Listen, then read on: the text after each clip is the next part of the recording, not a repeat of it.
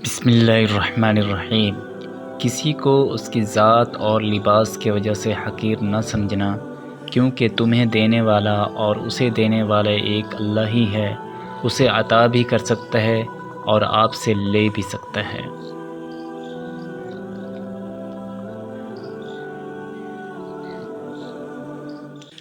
اپنے دن کا آغاز صدقہ دینے سے شروع کرو۔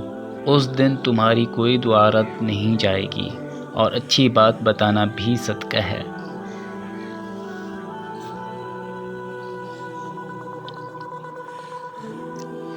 وہ لوگ جو کسی کا برا نہیں چاہتے، اللہ تعالیٰ ان کو ایسی منزلیں عطا فرماتا ہے جو ان کے وہم و گمان میں بھی نہیں ہوتیں۔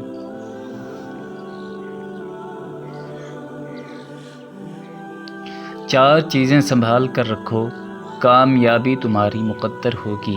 نماز میں دل کو، تنہائی میں سوچ کو، محفل میں زبان کو اور راستے میں نگاہ کو۔